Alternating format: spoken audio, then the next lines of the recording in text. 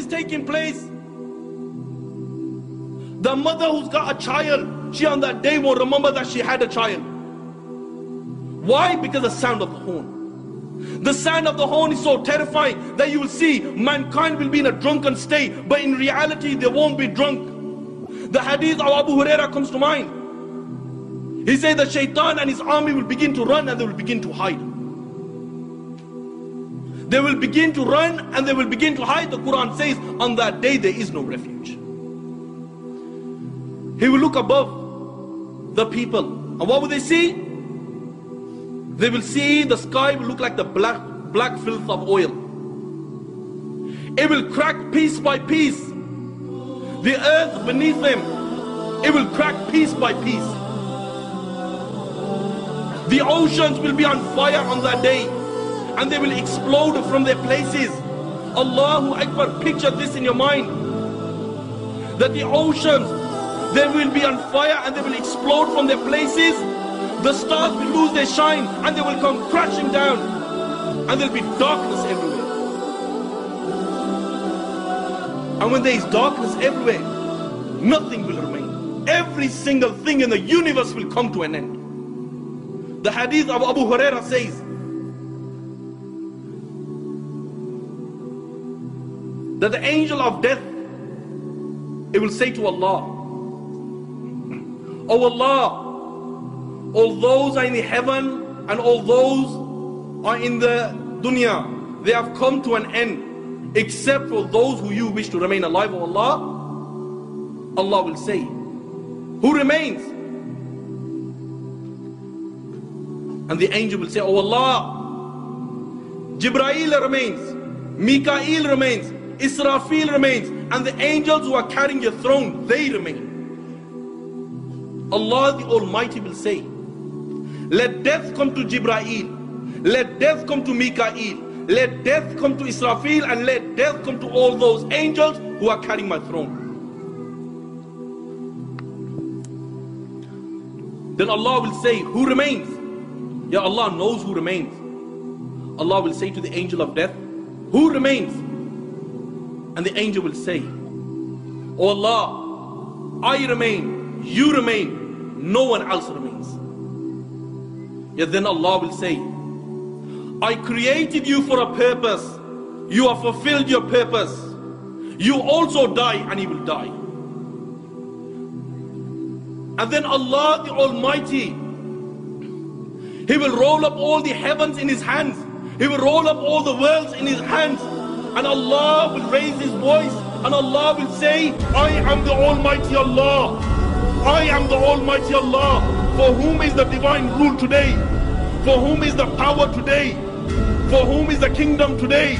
I am the King of all kings. Where are your dictators? Where are your oppressors?" No one will answer. Allah Himself will answer. And Allah will say, "Power is for Allah. Might is for Allah. The one, the only, the irresistible." Allah, Allah, you are my all, you are my love.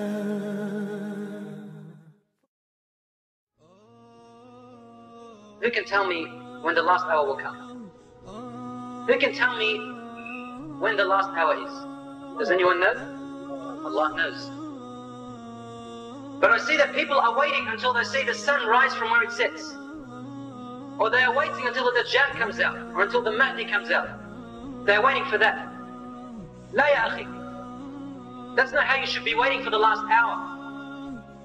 The Prophet ﷺ said, "Man mata faqad qamat qiyamatuh." Whoever dies, then his last hour has come. So it is death which is your last hour, not the Dajjal, not when the sun rises from where it sets. La. The last hour for every person, the Qiyamah, is when you die. And you don't know when you are going to die. So therefore you are always preparing for your grave. And that is your last hour. Man mata faqad qamat qiyamatuh, the Prophet ﷺ said. Whoever dies, his last hour has come. So that's what you must be preparing for. Not preparing to meet the Dajjal. Wasting your time in finding out what are the signs of the last hour. Spending nights and days and talking about them. When you could die tomorrow. When that time comes, you can deal with it. Learn the basics. But you should be preparing for your grave, ya ikhwan. Thus we must take this matter seriously. We must prepare our luggage for our final destination. Allah Ta'ala says in Surah Al-Anbiya, اقترب للناس حسابهم وهم في غفلة معرضون. Draws near to mankind is their reckoning, is their destruction, yet they turn away in heedlessness. They hear these signs, we are hearing them tonight, but we turn away tonight and say, alhamdulillah, another lesson, just another lesson. But it's not just another lesson. If you take it as another lesson without application, you're wasting your time. It's not just another lesson. It must move yourself, make you move, make your body change, live differently from tonight. Change your whole life. That's why it is another lesson. But let it be another lesson in the sense where it becomes another life. Transforms into the reality of life. إنهم يرونه بعيدا ونراه قريبا. They see it, the day of judgment, as a far off event. But Allah says, we see it as quite near. And in Surah Muhammad He mentions, are they waiting for anything except the hour to come to them suddenly? But its signs have already come. Yes, Allah talking to us, brothers and sisters. Allah saying to us, what are you waiting for? Are you waiting for the hour to confront you, to hit you, to smack you in the face? But its signs is already there. What are you waiting for? Meaning, why are you not applying Allah's law? Are you waiting for the major sign to come and hit you? Because there's nothing left but the major signs.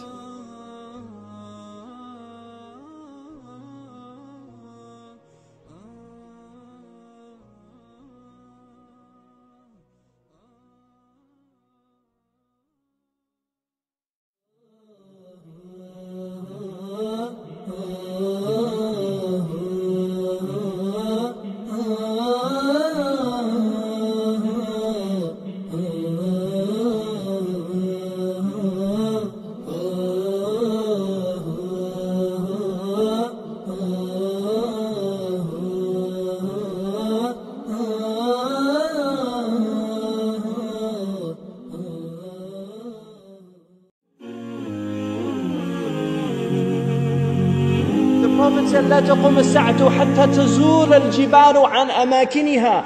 The end of time won't come until you see mountains removed from their places. When I was in Mecca, there's mountains have been removed from Mecca. Quwa'iquan, one of the mountains that's known as the Ahad al-Akhshabain. When the angels came to the Prophet ﷺ and they asked him if he wanted to see the mountains that they would يطبقهما على قريش.